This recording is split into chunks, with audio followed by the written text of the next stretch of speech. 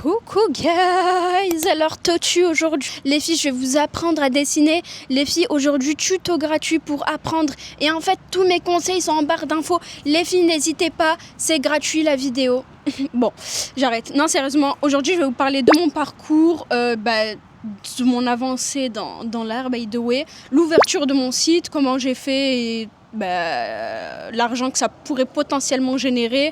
Bref, voilà, je vais vous parler un peu de tout. Et on commence tout de suite. Alors moi, il faut savoir que j'ai toujours kiffé dessiner et je me contentais simplement de reproduire ce que je voyais déjà. Par exemple, le plus lointain que j'ai de moi en train de dessiner, c'était en maternelle. Je ne sais pas si vous vous rappelez quand on nous mettait en répartition dans des classes supérieures ou inférieures à notre classe. Et c'était soit en fait tu faisais tes devoirs, soit autre chose, mais fallait pas faire de bruit. Et du coup, moi j'avais toujours ma petite feuille blanche et mon petit stylo en train de dessiner. Et je me rappelle qu'on était dans une table de 6 et j'étais la seule à dessiner.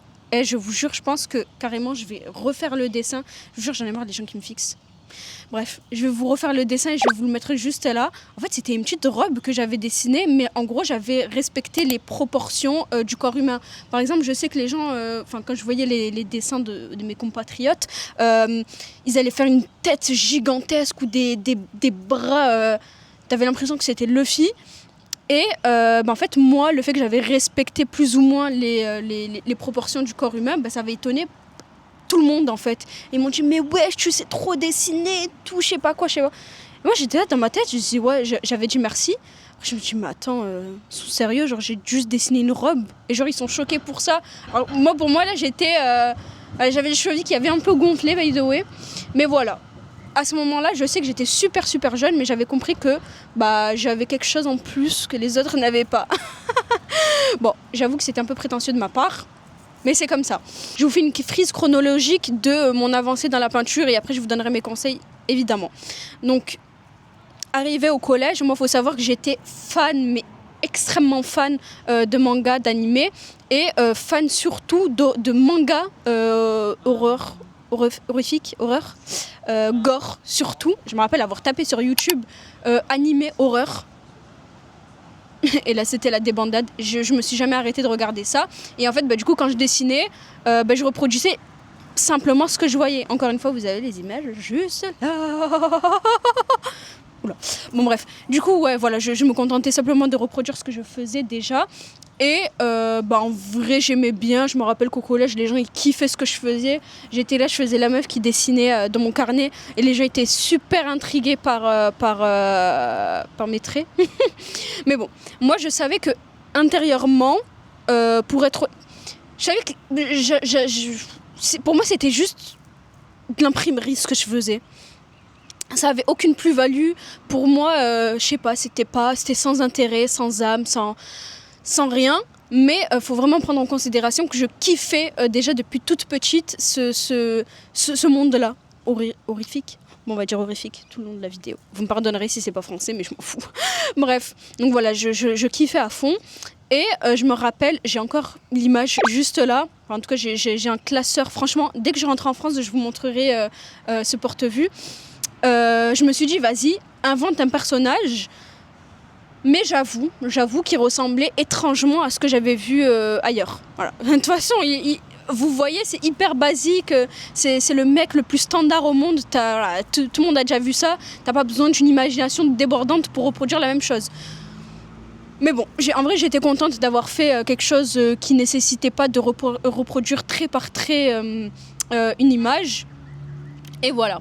Et en plus, le truc qui me faisait surtout chier à l'époque, quand j'étais au collège, c'est que en fait, quand je dessinais, en fait, on me disait que c'était du décalcage. On me disait que c'était du décalcage tout le temps. En fait, ça me saoulait parce que ok, je pouvais le reproduire devant eux et le faire, mais en fait, je comprenais encore plus que ce que je faisais, c'était sans intérêt. Parce qu'en réalité, ça se voit que tu l'as pas inventé, tu l'as juste reproduit. Et en vrai, que ce soit décalcage ou non, pour moi, ça revenait au même. Voilà. Donc ça commençait à me faire chier. Et c'est vrai que c'est à partir de ce moment-là, quand je commençais à me rendre compte que c'était pas fou, je me suis un peu plus calmée, même si je dessinais. Mais c'était sans plus. Il faut savoir que moi, je fais beaucoup d'hyperfixation. Voilà. Je suis comme ça. À chaque fois, je vais faire des fixettes sur plein de petites passions diverses et variées.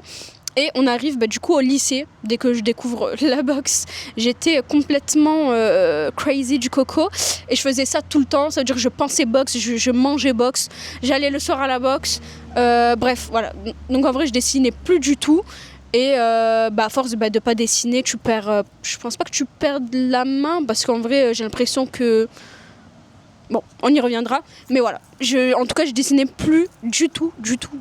Et après ça, on arrive à la fac. Alors, faut savoir que la fac, j'étais en histoire de l'art et archéologie. Bon, tu dessinais pas en cours, évidemment, mais tu voyais ce que les autres peintres faisaient et tu faisais de l'histoire de l'art, du coup. Pas de l'art à proprement parler, mais tu travaillais l'histoire qu'il y avait derrière. Et c'est vrai que ça a renoué les liens avec la peinture. Et je me suis dit, why not recommencer ? À ce moment-là, on avait la bourse. J'étais boursière, c'était tellement bien. Et j'avais un petit carnet. Et le dessin, le premier dessin que j'ai dessiné, c'est celui-ci à la fac. Il est énormément parlant parce que c'est le moment où je suis tombée amoureuse de mon prince charmant. Voilà, pour être honnête. Et en fait, j'avais... voilà, ça nous représente nous deux. C'était le prince charmant que je n'avais toujours pas eu. Il y a une histoire derrière. D'ailleurs, j'ai fait comme un petit poème, une petite histoire que j'avais lue sur TikTok. Bon, c'était un peu la chouma, mais bon, c'est pas très grave, j'avais kiffé.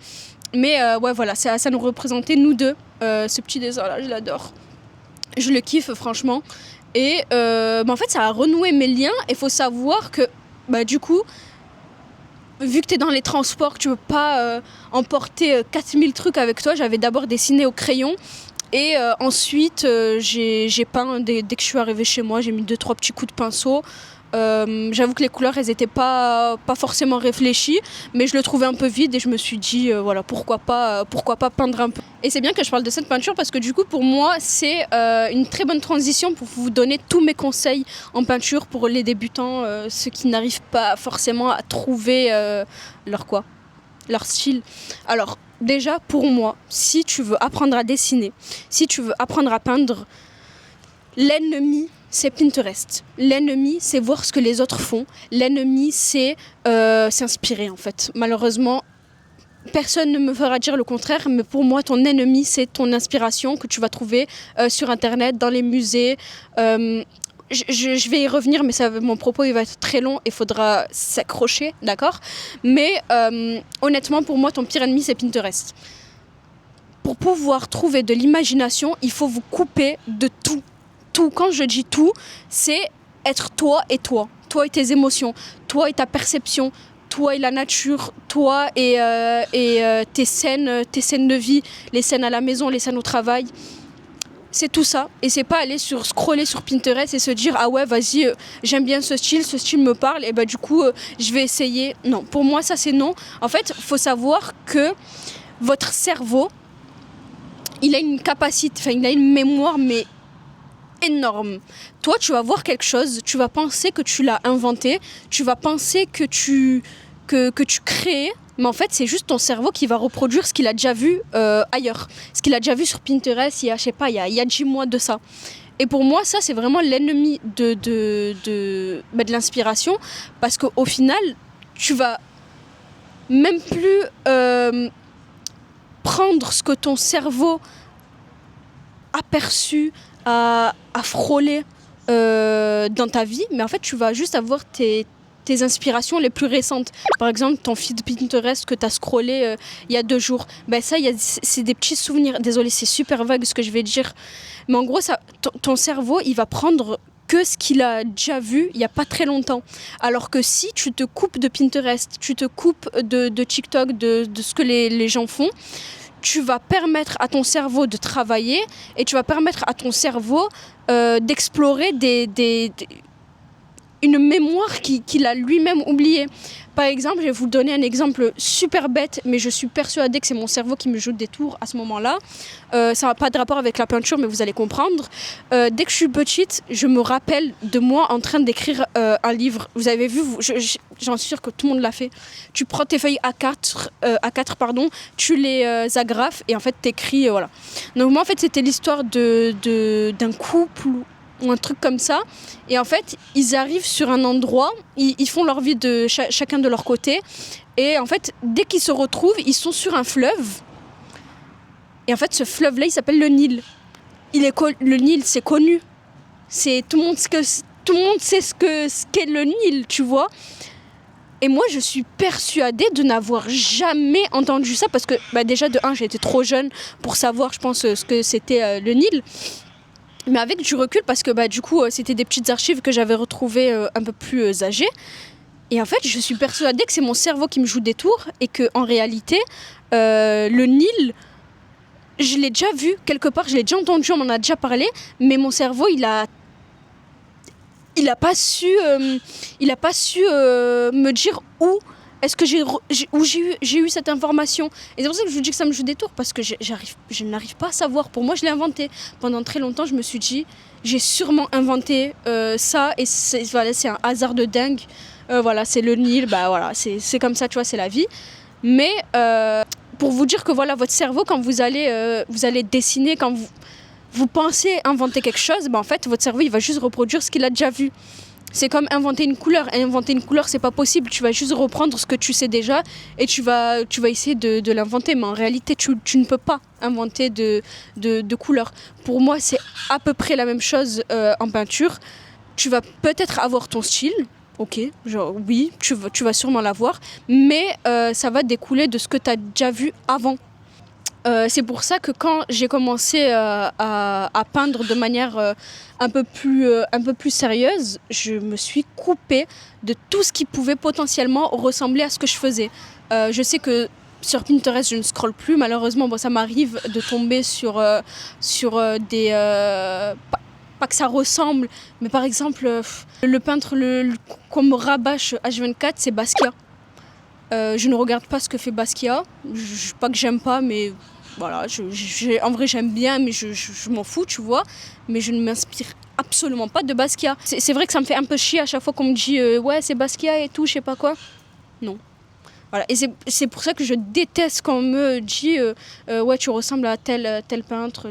Non, je ne ressemble à aucun peintre parce que... Enfin, je ne ressemble à aucun peintre. Peut-être, voilà, je vous dis pas que je suis complètement... voilà, je suis pas unique au monde, bien sûr. Mais le fait de faire cet effort de ne pas regarder ce que les autres artistes font et qu'au final on vient te dire ah ouais, ça ressemble à un tel, j'avoue que ça me fait chier. Voilà, pour être honnête, ça me saoule en fait. Clairement, ça me saoule. Mais voilà, je pense qu'il faut vraiment faire ce travail en fait je pense que vraiment le syndrome de la page blanche, c'est la meilleure chose pour un artiste. Tu vas être là tout le temps sur ta feuille blanche, et en fait tu vas ressortir de ce qui a le plus profond de ton âme, et tu vas le recracher, même si c'est 2 traits, même si c'est 3 traits, même si c'est de la peinture en vrac, tu vas ressortir quelque chose. Et pour moi, vraiment, voilà, le syndrome de la page blanche, pour moi, c'est un exercice à mettre en pratique pour essayer en fait de trouver son style. Il y a forcément quelque chose qui va te traverser l'esprit. T'es pas non plus, t'es pas démuni de toute imagination. Et voilà, donc la création, l'envie de créativité, l'envie de... Ah, voilà, vous avez compris. Ça passe par plusieurs exercices, dont la page blanche, dont l'arrêt en fait de Pinterest de manière mais complète. Hein. Je vous dis pas de moins le faire ou de moins. Non, c'est arrêter, juste arrête complètement. Et avec le temps, tu vas commencer à t'inspirer ailleurs. Moi, personnellement, pour mes sources d'inspiration, ça va être ma propre vie. C'est pour ça qu'au début, je vous ai parlé de scènes de vie en réalité. C'est parce que je m'inspire de moi-même, de ce que je vis, de tout ça, de mes traumas. Mais je m'inspire aussi de mes lectures. J'ai ce livre-là, voilà, j'ai une peinture d'ailleurs, elle va sortir en t-shirt. Voilà, je dis ça comme ça. Je dis ça comme ça. C'est L'enfant dans l'adulte de Sandor Ferenczi. C'est vraiment, je l'adore. J'ai lu énormément de livres, bon pas tous malheureusement, mais voilà. Je pense qu'en rentrant en France, j'y lirai un peu plus parce que c'est vrai qu'à l'étranger c'est compliqué, je trouve. Mais bon, bref. Même si j'ai une liseuse d'ailleurs. Mais je travaille beaucoup. Je suis excusée ou pas? Bref, non voilà. Moi mes sources d'inspiration, c'est mes lectures. Mes lectures, franchement, pour l'enfant dans l'adulte, cette peinture-là du coup, qui s'appelle L'enfant dans l'adulte parce qu'en fait je pense que ça m'a tellement inspirée, ça m'a tellement parlé, ça m'a tellement poussée dans mes retranchements que je pouvais pas lui donner un autre nom. Pour moi, c'était impossible. Voilà, Est-ce que je vous parlerai de ça? Ah oui, d'ailleurs, parce que je pense que je vais avoir des commentaires qui vont me dire oui, est-ce que tu pourras nous donner les explications et pourquoi tu n'as pas donné d'explications sur toutes tes œuvres. Je ne le fais pas parce que j'ai un livre qui sort dans l'année 2027, je ne sais pas quand exactement, que j'écris du coup depuis un an et demi, il me semble, et vous allez avoir d'une page mes peintures et de l'autre l'explication, l'histoire qu'il y a derrière. Donc c'est pour ça que j'ai pas envie forcément de spoil toutes les histoires, mais voilà, pour cette peinture par exemple, c'est limite j'ai recraché tout ce que j'ai lu. Il y a aussi mon histoire personnelle à l'intérieur, donc voilà, j'ai voulu lui rendre hommage avec ce magnifique titre que j'adore. Mais voilà, donc lecture, ma vie personnelle et pour ma dernière inspiration, ça va être les musées. Mais moi, les musées, je vous explique, avant d'y aller, je sais de quel thème va parler le musée. Par exemple, le plus récent que j'ai fait, c'était en Nouvelle-Zélande et ça retraçait l'histoire complète des bateaux dans le temps en Nouvelle-Zélande avec du coup les colonisations et les peuples qui vivent autour de la Nouvelle-Zélande comme les Samoa et j'ai plus l'autre nom, les Samoa et voilà, bon bref. Une exposition de Jéricho par exemple, ou est-ce que j'ai d'autres noms en tête? Jéricho. Franchement, je m'intéresse vraiment pas à ce que les autres font, c'est malheureux. J'ai d'autres noms, par exemple, je sais pas si tu me parles d'impressionnisme, je vais t'en donner.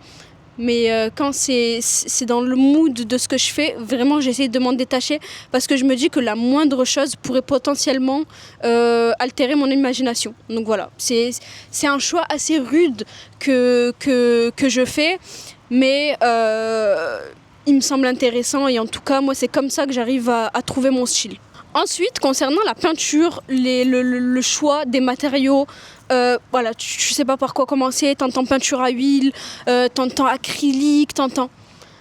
Pour moi, la peinture la plus libre que tu puisses découvrir, utiliser, avec quoi tu peux t'exercer, c'est l'aquarelle. Pour moi, c'est vraiment...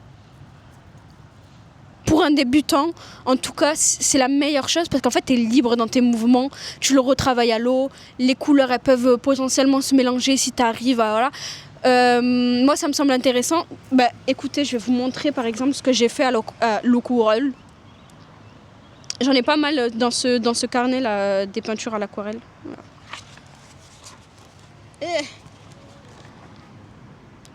Voilà. Ça ressemble à ça. Franchement, je kiffe. Hop. J'adore vraiment. Et ouais, pour moi, l'aquarelle, c'est vraiment... avec ça que tu peux t'entraîner. Voilà. Par exemple, là, j'étais dans le métro. Voilà, j'ai dessiné des gens. Mais à mon image, t'as pas besoin. Parce qu'en fait, on nous a trop matrixés aussi avec le réalisme.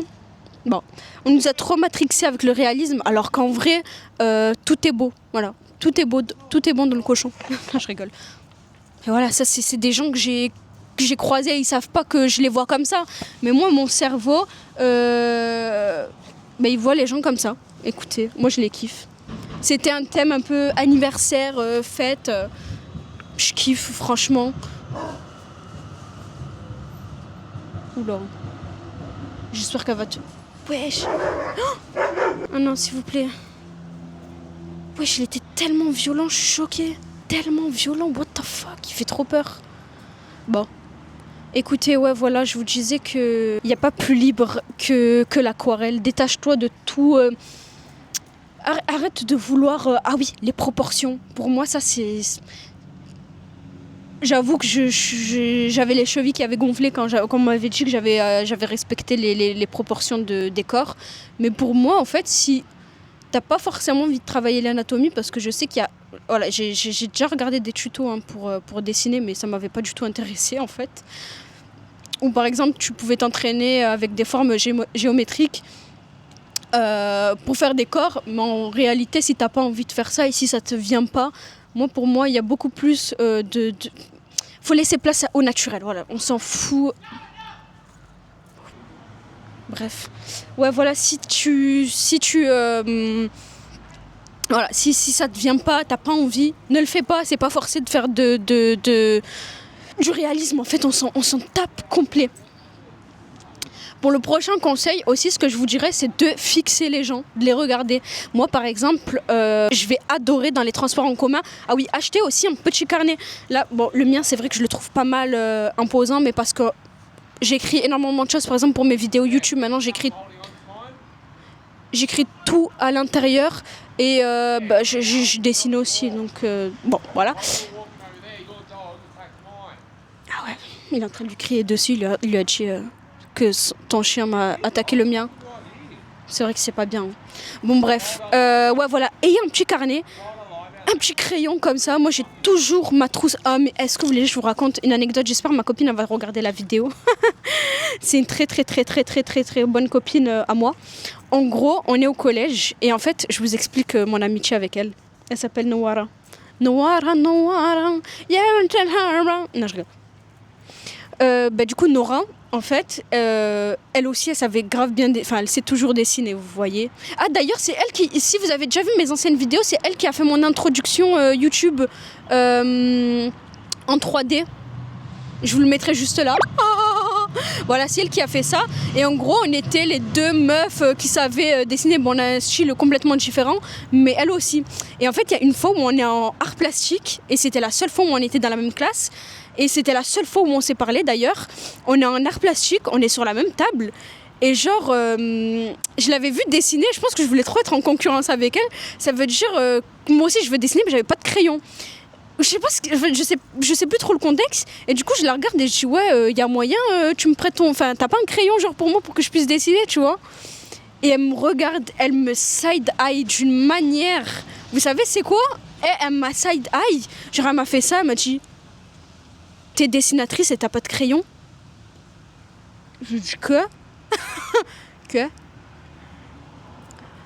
Les larmes coulent. J'étais... Pourquoi les larmes elles coulent vraiment? Bref, et ça m'avait éteint. Je me suis dit, ah ouais, mais en fait, je suis pas une vraie dessinatrice et tout. Elle a raison. Genre, comment ça, je suis une dessinatrice et j'ai pas de crayon, wesh. Bref.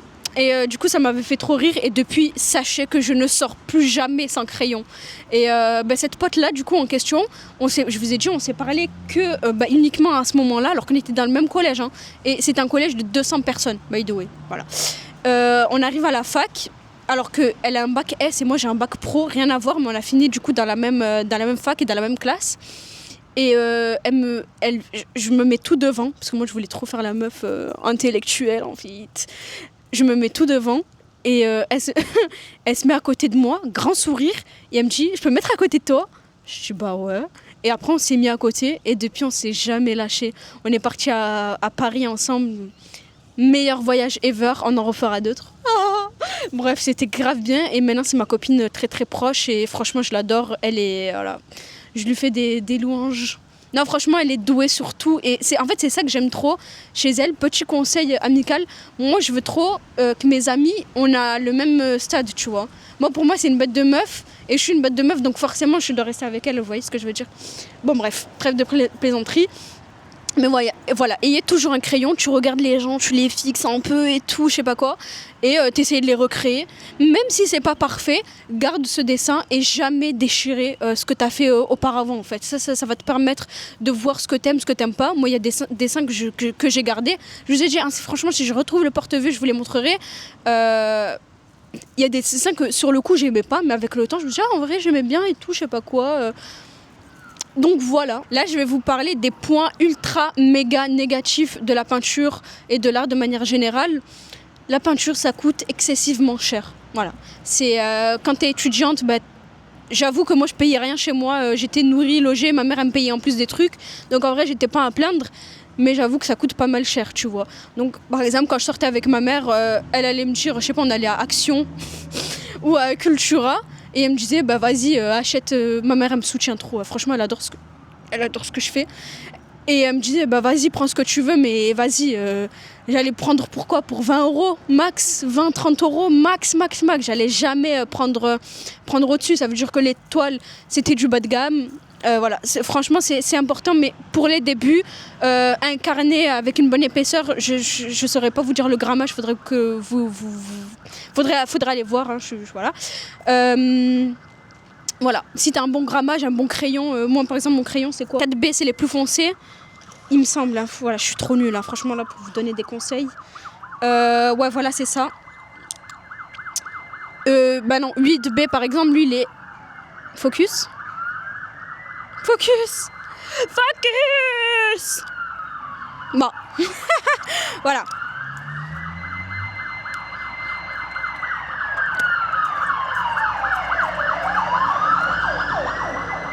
Bon, les feuilles. Du coup, oui, voilà, vous avez des crayons du plus pigmenté ou moins pigmenté. J'avoue que je vais vous conseiller des crayons moins pigmentés pour pouvoir gommer de manière facile et que ça fasse pas des énormes traits bourrin caca. Non. Pourquoi j'ai fait ça? Bref, donc voilà. Moi, je ne pouvais pas me permettre non plus de mettre 4000 € dans des bons matériaux. Ça veut dire que la peinture, j'ai commencé avec de la peinture action. C'est pas pigmenté, c'est transparent, c'est chum au toucher. Voilà, c'est pas fou, mais en tout cas je me complaisais dans ma pauvreté. Écoutez, ça faisait l'affaire en tout cas quand tu fais ça, quand c'est un loisir, voilà. Mais c'est vrai qu'avec le temps j'ai voulu upgrade. Et je sais pas si tu me suis par exemple sur TikTok, t'as peut-être vu une vidéo où j'étais en train de dire les prix et je montrais les tubes, c'était des 60 millilitres, ça allait de $20 à plus de 60-70$ l'unité. Maintenant j'ai des sous en fait. Non, c'est vrai, voilà, je travaille énormément, je peux me permettre de mettre beaucoup d'argent dans la peinture. Ça me fait plaisir, voilà, donc je le fais. Mais c'est pas forcé. Si t'as de l'argent, fais-le. Mais si t'as pas, je comprends que c'est un frein. Mais voilà. Et c'est vrai que ça fait la différence. Voilà. C'est vrai. C'est pas un mensonge, hein, mais c'est vrai que ça fait l'affaire. Et en fait, le truc, c'est que on avait parlé avec ma copine.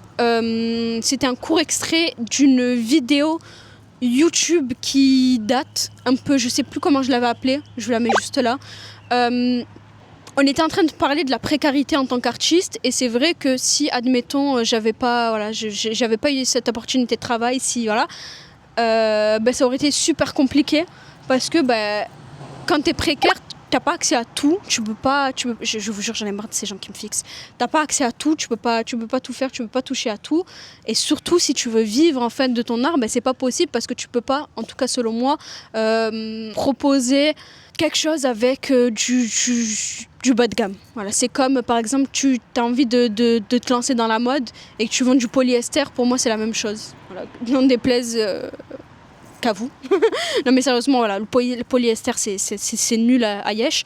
Et voilà, je me verrais pas en tout cas vendre alors que j'ai peint avec du action par exemple. Ça me ferait vite chier. Donc voilà. Après je vais pas forcément répéter tout ce que j'avais déjà dit dans mon ancienne vidéo avec mon ami. Parce que voilà, si ça t'intéresse, tu vas aller voir. Tu vas aller voir et au moins je me répéterai pas. Mais voilà, donc est-ce que je vous ai parlé de tout? Ah oui, du coup mon site internet que j'ai lancé, alors c'était un projet extrêmement long parce que niveau paperasse, la France c'est horrible. Mais finally, I did it. Voilà, je suis super, je vous jure, c'est ma fierté monumentale.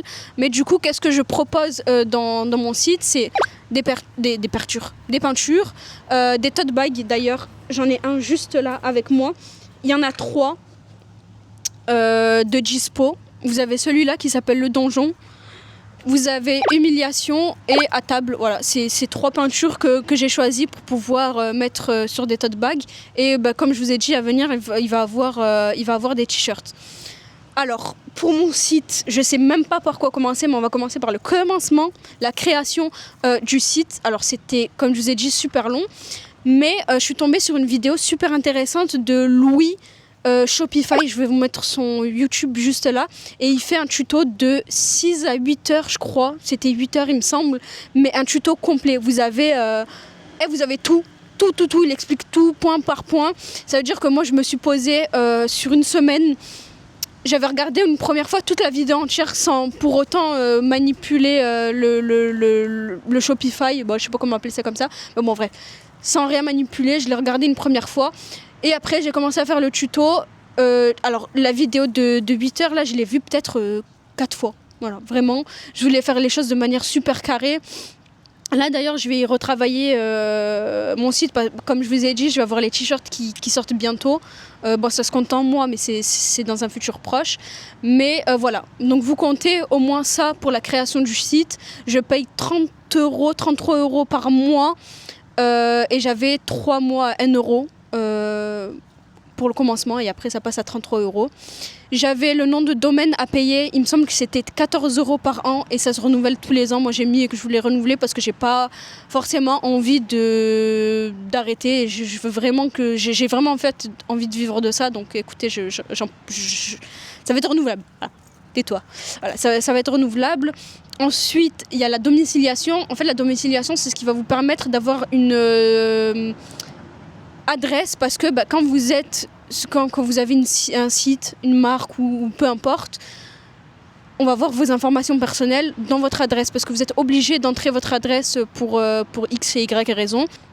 Et en fait, du coup, tu es obligé de payer une domiciliation pour pas avoir à mettre ta vraie adresse en fait sur Internet. Vous savez que les gens sont dangereux. Par exemple, il y a l'exemple de Too Much Lucille qui s'est fait traquer par un mec alors qu'on voit même... son adresse complète n'est pas visible, mais il a pu en déduire où elle habitait. Enfin bref, voilà, c'est une catastrophe, donc je vous conseillerais de faire ça. Et je paye 23 euros par mois. Donc déjà, on est sur 14 euros par an, mais bon, ça on s'en fout.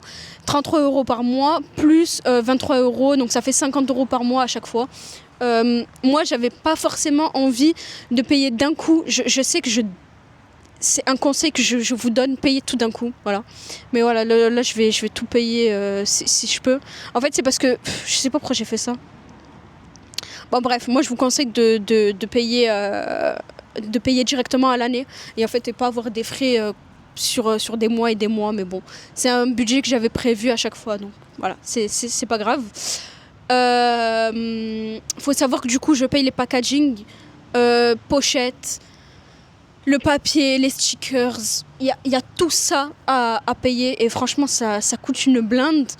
Et moi du coup pour me lancer, les peintures ça me coûte aussi beaucoup parce que du coup j'essaie de compter à peu près combien ça me coûte en fait de faire une toile. J'ai pas les chiffres exacts mais voilà, j'avais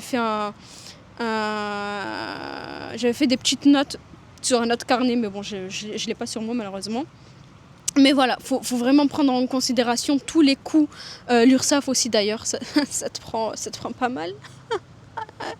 Ça prend pas mal l'URSSAF. Et voilà. Du coup, par exemple, pour les tote bags, moi, faut savoir comment en fait je compte procéder par exemple pour les t-shirts et le reste à venir. J'avais une base d'argent que j'ai utilisée pour acheter les sacs et tout ce qu'il y a autour, comme je vous ai dit, packaging, etc.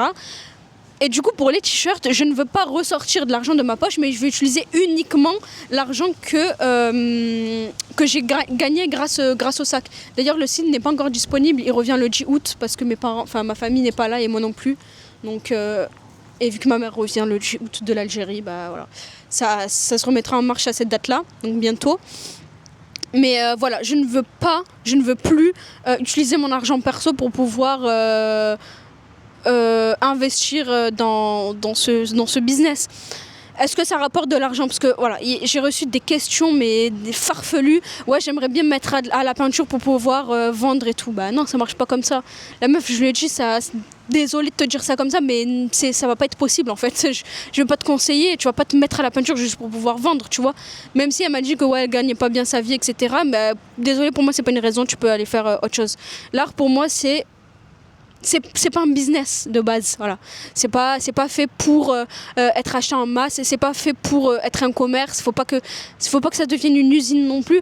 Même si je trouve qu'on m'avait fait la remarque une fois en me disant que en mettant mes peintures sur plusieurs formats, par exemple, je sais pas, des pins, des t-shirts, des sacs, ça pouvait potentiellement perdre de sa valeur. Je l'entends, je le comprends, je le sais, mais je pense que il y a deux parties de moi qui se contredisent à ce sujet, dans le sens où oui, ça peut forcément perdre de sa valeur, mais en fait, je ne peux pas vendre les peintures à leur prix. Ça peut potentiellement se vendre dans un jour ou l'autre, ok, peut-être, mais malheureusement, pas tout le monde n'a les moyens, et toutes les personnes qui me soutiennent n'ont pas forcément les moyens. C'est soit des étudiants, soit c'est début de carrière, donc tu gagnes pas forcément des milliers et des cents. Donc moi, en fait, faire des tote bags, faire des t-shirts, faire X et Y, ça me permet en fait de rendre cet art-là beaucoup plus accessible et permettre aux gens du coup d'acheter en fait de ce que j'aime. Voilà. Quand tu achètes un tote bag, tu en as 4000 de tote bags, mais si tu l'achètes, c'est parce que tu aimes bien la peinture. Tu vois ce que je veux dire? Par exemple, je sais qu'il y a un mec qui m'avait donné un conseil, qui m'avait dit ouais, fais 2 acheter, un offert et tout, t'inquiète, ça va se vendre.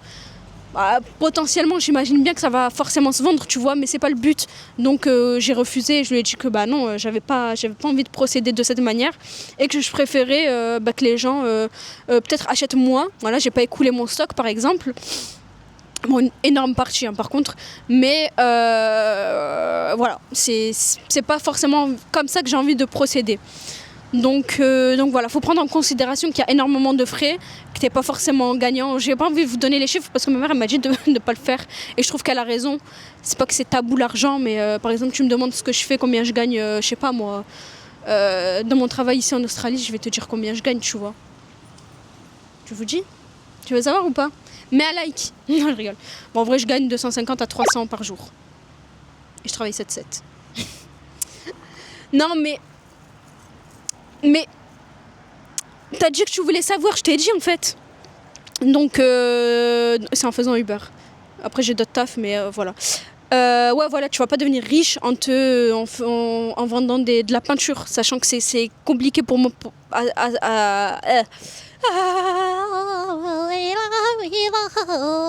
Est-ce que c'est la fin de la vidéo? Je vais juste vérifier si j'ai pas oublié quelque chose, parce que j'aime trop parler moi.